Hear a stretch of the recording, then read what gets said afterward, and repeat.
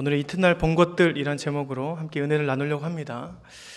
지난번에 우리가 함께 나눴던 것은 수풀에 걸린 예수님입니다. 아브라함이 이삭을 바치는 그 순간을 보고 우리는 하나님 아버지의 마음을 깊이 묵상해야 합니다. 하나님은 절대 우리에게 자신이 하지 않는 그 실천을 요구하지 않는 분입니다. 본인이 먼저 우리를 사랑한 그 사랑을 우리에게 요구한다고 말씀드렸습니다. 아브라함이 100년 만에 갖게 된 이삭은 하나님 아버지의 마음입니다. 정말 귀하고 귀한 어린 독자를 바치는 그 심정은 자신 예수를 이 땅에 보내는 그런 마음이라고 했습니다. 예수가 이 땅에 와서 당연히 죽어야 되는 그런 존재가 아니라 하나님께서는 아끼고 아낀 그런 독자를 우리에게 주신 것입니다. 그런 점에서 요한복음 3장 16절은 굉장히 우리에게 엄청난 사랑의 확증입니다. 그에게 있는 그 귀한 독자를 우리에게 주신 그 하나님의 마음은 우리에게 그런 사랑의 관계로 우리를 부르신다는 것과 마찬가지입니다.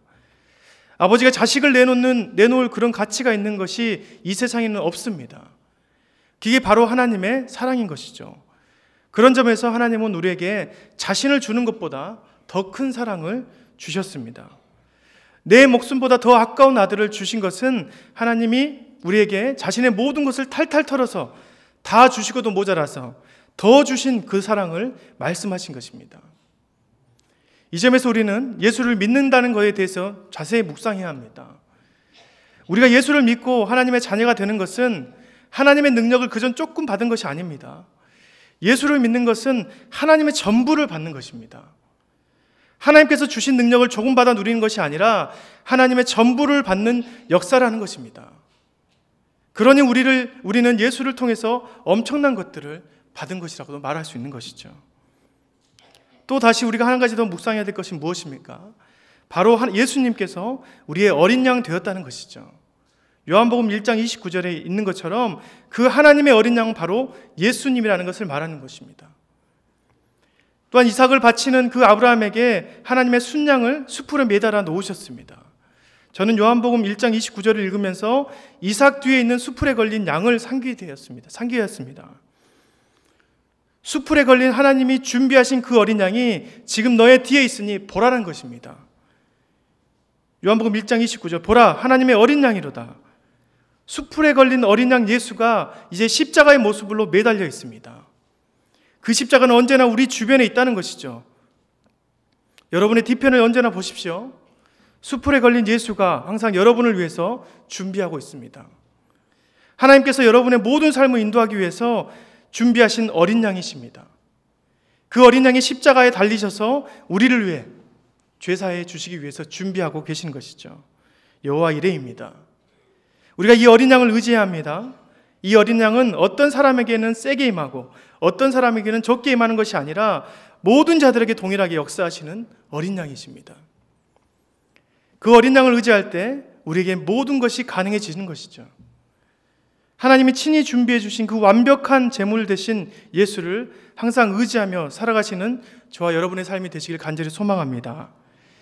오늘은 이튿날에 우리에게 보여주신 예수님에 대해서 함께 묵상했으면 좋겠습니다. 여러분, 요한서신은 사도 요한이 예수님이 하늘로 승천해 올라가시고 그 뒤에 60년, 70년 뒤에 작성한 것입니다. 그리고 로마의 박해가 극에 달했을 때 예수님의 제자들이 모두 순교한 후에 작성한 것입니다. 그래서 예수님의 십자가와 부활의 역사를 상징적으로 심어놓은 것이 바로 요한서신서입니다. 그래서 믿는 사람들만, 그리스도인들만 아는 상징적인 언어들이 굉장히 많습니다. 특별히 예수님의 일대기를 사도 요한의 식으로 작성해 놓은 요한복음은 우리가 그 상징적인 의미를 찾아서 보면 굉장히 깊은 의미를 찾아낼 수 있는 것입니다. 그런 점에서 오늘 본문에서 우리에게 말해주는 단어가 있습니다. 그것은 바로 이튿날입니다. 여러분 성경책을 한번 보시겠습니까? 1장 29절 첫 문구에 이튿날이라고 나와 있습니다. 그죠? 그리고 35절에 또 이튿날 나와 있죠. 그리고 43절에 이튿날이란 단어는 우리에게 특별한 의미를 주는 것 같습니다. 그런 점에서 살펴보면 요한복음 1장 1절에 태초에라는 말로 시작하고 2장 1절에는 뭐라 나와 있습니까? 2장 1절 한번 보시겠어요? 사흘째 나라가 나와 있습니다. 단어가 눈에 들어옵니다. 여러분, 이튿날이라는 단어는 히브리어 원어 성경을 보니까 그 다음 날이라는 단어로 사용됩니다. 그러니까 그 다음 날, 또 그 다음 날, 그 다음 날 이렇게 해야 돼서 보통 2장 1절에 보면 며칠로 써 있어야 됩니까? 한 5일 정도 써 있어야 됩니다. 그런데 3일째라 말하는 것이죠. 그러니 우리가 이 말을 조금 쉽게 이해하면 좋겠습니다. 사도 요한의 태초라는 그 처음이 있었는데 그 중간에 이튿날이 있었다는 것이죠. 그리고 사흘째 되는 날 예수님의 사역이 본격적으로 시작되는 것입니다. 제가 이것을 가만히 묵상해 보았는데요, 마치 예수님의 십자가의 3일을 의미하는 것 같습니다. 그래서 요한복음 전체를 살펴봤습니다. 또 다른 표현이 있는지, 혹시 사흘째, 4일, 5일이 있는지 살펴보았습니다. 그런데 4일, 5일은 찾아볼 수 없었습니다. 요한복음에서는 반복적으로 이튿날, 그 후에, 이튿날, 그 후에 이런 식으로 표현이 되어 있는 것을 찾아보았습니다. 요한이 이튿날이라는 단어를 지속적으로 쓰는 이유가 있겠다고 생각되었습니다. 그러면 그것을 제가 지금 다 깨달았나? 아니죠. 도저히 모르겠습니다. 사도 요한이 말하는 그 이튿날의 의미를 잘 모르겠습니다. 제가 요한의 생각을 어찌 다 알겠습니까? 더 연구하며 묵상해 봐야 될 것 같습니다. 그런데 여러분, 우리가 생각해 보면 좋은 그 이튿날이 있습니다. 여러분, 예수님께서는 언제 더 희망적인 이튿날이 되었을까요? 십자가에 달리신 그 다음 날, 그 이튿날이 더 희망적이었을까요? 아니면 부활하시고 그 이튿날이 더 희망적으로 다가왔을까요? 십자가에서 돌아가신 그 다음 날이 사람들에게 더 중요한 날일까요? 아니면 부활하시고 난 그 다음 날이 더 중요한 날일까요? 생각해보면 십자가에서 돌아가신 그 다음 날은 정말 암흑의 밤입니다. 제자들에게도 숨 막히는 그런 날이었습니다. 예수님의 시신이 아직 그 무덤에 있으며 아무런 징조가 보이지 않는 그때입니다. 실은 그날이 가장 그들에게 절망의 순간이었을 것입니다. 시간이 그냥 똑깍똑깍 지나갔습니다. 그런데 여러분, 그 이튿날을 침묵으로 잠잠히 보내신 하나님의 의도는 무엇이었을까요? 지성소의 휘장을 찢어버리신 하나님의 그 침묵의 이튿날은 대체 우리에게 어떤 의미가 있는 것일까요? 그것은 하나님의 역사는 반드시 기다림에 있다는 것입니다. 보이지 않는 것을 볼 수 있는 크리스찬들이 되어야 한다는 하나님의 메시지가 있는 것입니다. 사랑하는 성도 여러분, 하나님의 침묵은 하나님의 부동이 아닙니다. 하나님의 역사가 이 땅에 멈춘다고 하더라도 그때에도 하나님께서는 움직이시고 계획하시며 우리를 구원하고자 역사하고 계심을 우리가 믿어야 한다는 것이죠. 아니, 하나님께서는 더 바쁘게 움직이심을 우리는 알아야 합니다. 왜냐하면 하나님께서 우리를 위해서 침묵하시는 그때 우리가 멀어질까 봐 더욱 노심초사하시면서 주님은 일하시기 때문입니다. 여러분, 예수님이 오시기 전 400년을 암흑기라 말합니다. 그때 하나님의 메시지가 선지자나 예언자를 통해서 전해지지 않았습니다. 어떠한 곳에서도 여호와 하나님의 능력도 나타나지 않았습니다. 그래서 신학자들이 그때를 암흑기라 그럽니다. 하지만 그때에도 하나님께서는 조금씩 주의 오심을 준비하고 있었습니다.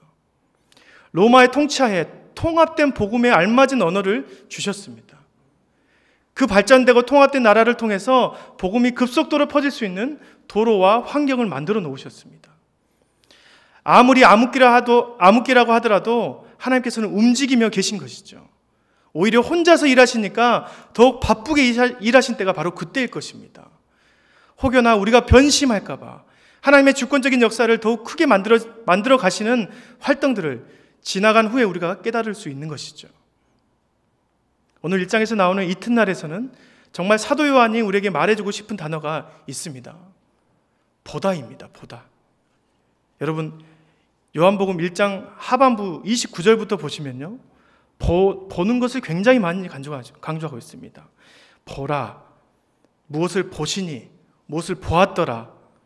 제가 한번 이 단어들을 쭉 한번 살펴보았습니다. 18번이나 보다라는 단어를 썼더라고요. 그런데 그것을 헬라어로 또 찾아봤더니 같은 보다라는 단어이지만 헬라어로 6가지나 나눠서 사용되었습니다. 정말 이것을 이해하기 너무 어려웠습니다. 오늘 본문의 주된 내용은 제자들을 부르시는 예수님을 보여주는 것입니다. 그래서 그들에게 보라, 와서 보라, 빌립에게도 보라, 빌립이 나다니엘에게 가서 와서 예수님을 좀 보라고 지속적으로 보는 것을 중요하다고 말하고 있는 것이죠. 여러분, 그렇다면 그 이튿날 하나님의 침묵의 시간에 우리는 무엇을 봐야 한다고 말하는 것입니까? 사도 요한의 메시지는 마치 이튿날을 준비 단계로 보고 있는 것 같습니다. 요한복음 1장의 초반절에 나오는 주의 영광이 빛으로 이 땅에 내려오는 그 태초의 영광을 우리에게 보여주셨고, 그리고 그것을 뒷받침해주는 주를 예비하는 자 세례 요한의 광야에서 예수님의 오심을 지속적으로 외치고 있습니다. 그리고 이튿날이 되었습니다. 그런데 그 이튿날 예수님께서 제자들을 부르시고 나서 2장 초반절에 3일째 되는 날이라고 시작됩니다. 그 이튿날에 있었던 것을 우리는 보아야 주님과 사역에 동참할 수 있다는 것을 알려주는 것이죠. 그렇다면 우리는 대체 무엇을 보아야 합니까? 주님이 영광으로 내려오셨지만 아무런 역사가 일어나지 않을 그때 우리는 무엇을 보고 따라가야 합니까? 먼저 제자들은 모으시는 예수님을 바라봤으면 좋겠습니다. 43절에 빌립을 만나시고 예수님께서 나를 따르라라고 말씀하십니다. 예수님께서 빌립을 특별히 보시고 그를 따르라라고 했을까요? 그가 예수님의 사역에 무슨 특별한 도움이 될 것 같아서입니까? 아닙니다. 예수님은 제자들을 데리고 다니시는 게 훨씬 더 곤란한 생활입니다. 그는 시골에 있는 안드레와 베드로와 같은 벳세다, 갈릴리 사람입니다. 어부라는 것이죠. 그런 어부가 무슨 예수님의 사역에 도움이 되겠습니까? 라피 출신도 아니고 정통 바리새인파 출신도 아닌 그 어부 출신이 예수님께 무슨 도움이 될 수 있겠습니까?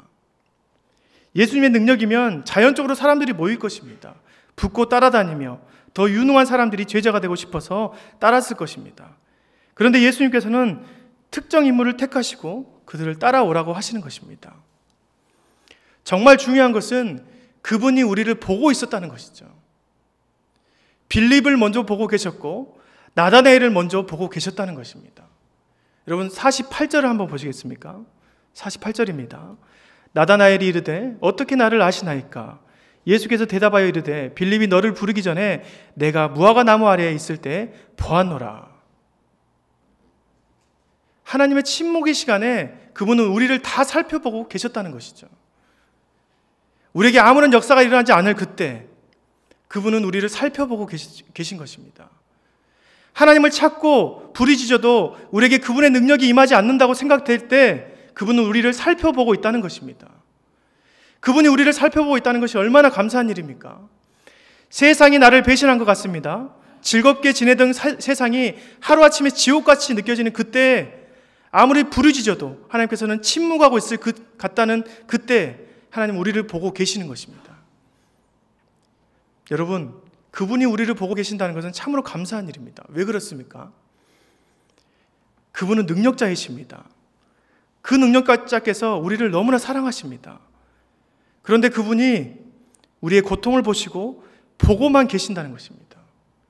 여러분 생각해 보십시오. 여러분의 자녀가 아파하고 있습니다. 그런데 여러분에게 그걸 다 처리할 능력이 충분히 있습니다. 그런데 그 아픔을 보고만 있는 부모의 심정이 어떻겠습니까? 미치지 않겠습니까? 다른 때보다 그 부모의 눈은 그 아이에게 더 집중되어 있을 것입니다. 하나님이 침묵하셨다는 것은 우리에게 더욱 집중하고 있다는 것입니다.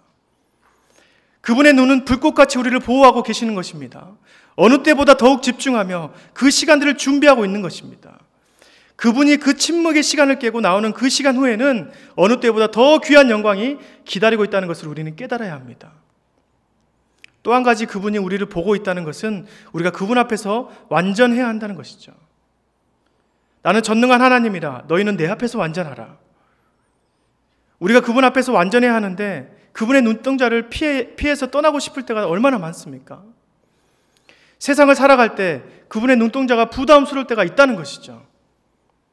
여러분, 요나가 그 주인공 아니겠습니까? 하나님께서 너는 니느웨로 가서 그것을 향하여 외치라. 너희들이 너무 악독해서 그것이 하나님께 상달됐다 라고 외치라라고 하나님께서 명령하셨습니다. 이런 상황에서 요나가 했던 것은 전능하신 하나님의 눈길을 피하려고 했던 것이죠. 제가 요나서 1장 3절을 읽어드리겠습니다. 그러나 요나가 여호와의 얼굴을 피하려고 일어나 다시스로 도망하려 하여 욥바로 내려갔더니 마침 다시스로 가는 배를 만난지라. 여호와의 얼굴을 피하여 그들과 함께 다시스로 가려고 뱃삭을 주고 배에 올랐더라. 여러분, 선지자 요나가 여호와의 얼굴을 피하려고 돈까지 주고 여호와의 얼굴을 피하는 모습을 보여줍니다. 하나님의 눈빛이 너무 싫었나 봅니다. 요나에게는 니느웨 사람들이 가능성이 없었나 봅니다. 자신의 나라의 적국이고 그들의 나라를 형편없이 타락하며 악독으로 만들어가는 그 니느웨 사람들을 불가능하다고 봤던 것 같습니다. 그래서 하나님이 보낸 자신이 가도 가능성이 없다고 생각했나 봅니다. 그런 요나를 하나님께서는 고래 뱃속에 두어 침묵하게 하셨습니다. 오늘 나다나엘도 그런 생각이 있었습니다. 자신에게 달려오는 빌립이 나다나엘에게 말합니다. 요한복음 1장 45절 말씀이죠. 빌립이 나다나엘을 찾아 이르되 모세가 율법에 기록하였고 여러 선지자가 기록한 그 일을 우리가 만났나니 요셉의 아들 나사렛 예수니라. 율법에 계시된 다윗의 후손으로 오실 메시아가 바로 나타났는데 그분이 나사렛 출신 예수라고 말하는 것이죠. 그런데 나다나엘이 어떻게 반응합니까? 46절입니다. 나다나엘이 이르되 나사렛에서 무슨 선한 일이 날 수 있겠느냐? 나다나엘의 마음에는 나사렛에서는 절대 무슨 일이 있어도 선한 일이 나타날 수 없다. 아니, 일어날 수 없다. 나서는 안 된다. 거기는 저주받는 땅이다. 만약에 메시아가 나게 된다면 당연히 예루살렘 성 시온에서 나야 되는 거 아니겠냐라고 반문하는 것입니다. 요나와 비슷합니다. 하나님의 눈을 믿지 않는 것이죠. 자신의 눈을 믿은 것입니다. 혹시 여러분 안에 이런 눈이 있지 않습니까? 요나와 같은 눈이 있는 거 아닙니까? 하나님은 하시겠다고 하는데 우리가 우리의 입술로 범죄하는 경우가 있지 않습니까? 하나님은 가능이라고 말하는데 우리가 불가능이라고 말하는 경우가 없냐 이 말입니다. 여러분, 저를 보면 알지 않겠습니까? 저는 사창가에서 자란 아주 불가능한 아이였습니다. 그런데 지금 이 거룩한 제단에 올라와 말씀을 전하고 있습니다. 여러분, 저의 과거의 모습을 보면 어느 누가 이것이 가능하다고 했겠습니까? 불가능한 것입니다. 제가 신학교에 간다고 하니까 교회에서 저를 담임하는 교회 선생님이 웃었습니다. 제가 웃은 걸 기억합니다. 그런 아이였습니다. 그런데 하나님이 해내신 것입니다. 참 신기합니다. 여러분, 거룩한 시온산 예루살렘에서만 가능합니까? 하나님께서는 아브라함을 우상이 판치는 곳에서 건지셔서 열방의 아비로 삼으셨습니다. 여러분, 나사렛이 문제겠습니까? 시골에서 용나지 않을 수 없다는 세상 말입니다. 하지만 우리의 예수님이 시골에서 용나신 분이심을 우리가 믿어야 합니다. 세상은 절대 시골에서 용날 수 없다라고 말하는데 성경에서는 오히려 그것이 더욱 가능성이 있다라고 말씀하는 것이죠. 고린도전서 1장 27절 29절 말씀입니다. 그러나 하나님께서 세상에 미련한 것들을 택하사 지혜 있는 자들을 부끄럽게 하려 하시려고 세상의 약한 자들을 택하사 강한 것들을 부끄럽게 하시며 하나님께서 세상의 천한 것들과 멸시받는 것들과 없는 것들을 택하사 있는 것들을 폐하려 하시나니 이는 아무 육체도 하나님 앞에서 자랑하지 못하게 하려 하십니다. 우리가 오히려 약할 때 하나님께서 우리를 강하게 만드신다는 것입니다. 그것은 육체로 하나님을 앞세워 자랑하지 못하게 하신다는 하나님의 거룩한 계획인 것입니다. 하나님께서는 그래서 우리에게 이튿날을 주십니다. 요나에게는 박너쿨 밑에서 자신의 목숨을 숨겨달라고 예언하는 그런 날을 줬습니다. 또한 오늘 본문에서는 나다나엘에게 무화과 나무 아래에서 어떠한 것을 고민하며 자신의 인생의 중요한 일들을 생각하는 그때를 주셨습니다. 그들에게 그날이 이튿날이었습니다. 하나님께서 침묵하신 날인 것입니다. 사도 요한은 우리에게도 그때에도 주님이 보고 계시는 것을 강조합니다. 48절 마지막이죠. 예수께서 대답하여 이르시되 빌립이 너를 부르기 전에 내가 무화과 나무 아래에 있을 때 너를 보았노라. 무화과 나무 아래에서 내가 있을 그때 내가 너를 보고 있었다. 그냥 보고 있는 것이 아니라 너는 참 이스라엘 사람으로 합당하고 간사함이 없는 자이구나. 그 안에 속성까지도 아는 하나님이다 라고 말하는 것입니다. 우리가 그 이튿날 주님의 살아계심을 느껴야 합니다. 아무것도 이루어지지 않은 그때라고 생각될 때 주님은 우리를 보고 계시는 것을 깨달아야 합니다. 아무런 응답이 없어서 하나님이 죽어있는 하나님이라고 인식될 때 우리는 반드시 주님이 살아계신 하나님의 아들이라고 고백해야 하는 것입니다. 49절 말씀이죠. 나다나엘이 대답하되 랍비여, 당신은 하나님의 아들이시오 당신은 이스라엘의 임금이로소이다. 당신은 진정한 왕이십니다. 당신은 살아계신 하나님의 아들이십니다. 당신이 지금 나의 침묵 시간을 깨고 나를 인도할 유일한 분이심을 내가 믿습니다라고 고백하는 장면입니다. 예수님이 무화과 나무 아래에만 있는 나다나엘만 보고 계셨을까요? 아닙니다.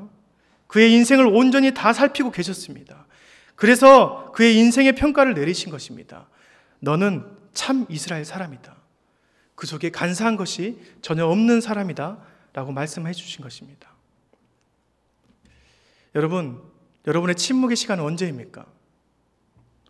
아직 안 오신 분도 계시고 이미 지나간 분도 계실지 모르겠습니다. 어떤 분은 지금 처절하게 살고 있는 지금일 수가 있습니다. 하나님이 전혀 나의 삶에 어떠한 흔적도 남기지 않는다고 생각하는 그때 말입니다. 그런데 여러분, 그때 하나님께서 우리에게 더 집중하고 계십니다. 우리의 모든 것들을 다 살피며 돌보시고 계십니다. 어쩌면 그 침묵의 시간에 더 바쁘게 하나님께서 움직이며 구원의 날을 준비하고 계시는 줄 모르겠습니다. 왜냐하면 사랑하는 내 자녀인 아픔을 아무것도 하지 않으며 보고 있기 때문입니다. 더 아파하며 더 간절해지시는 분이 바로 하나님이라는 것입니다. 여러분에게 더욱 집중하시는 하나님의 눈빛을 느끼시길 간절히 바랍니다. 그리고 그 하나님께 나아가십시오. 당신은 나의 하나님이십니다. 당신은 나의 하나님의 아들이십니다. 내 인생의 진정한 임금이 바로 하나님 당신이십니다. 그렇게 여러분에게 고백되어지는 그런 삶들이 되시길 간절히 바랍니다. 그럴 때 셋째 날이 오는 것입니다. 부활의 영광을 보는 셋째 날이 오는 것이고 이 땅의 영광으로 오신 예수님을 진정으로 만나는 만남을 갖게 되는 것입니다. 오늘도 이런 소망된 하루를 살아가는 저와 여러분들이 되시길 간절히 소망합니다. 기도하겠습니다. 하나님 아버지 감사합니다. 우리가 그 이튿날 마치 예수님께서 잠잠히 무덤 안에서 시신으로 있었던 그 이튿날, 주님께서 침묵하시는 그 이튿날 아버지 바라봅니다. 그때에도 우리를 살펴보시고 우리에게 더 집중하시는 하나님을 발견합니다. 아버지, 그때에도 우리가 주님이 살아계심을 고백할 수 있는 진정한 성도들이 될 수 있도록 우리를 인도하여 주옵소서. 감사드리며 예수님의 이름으로 기도합니다.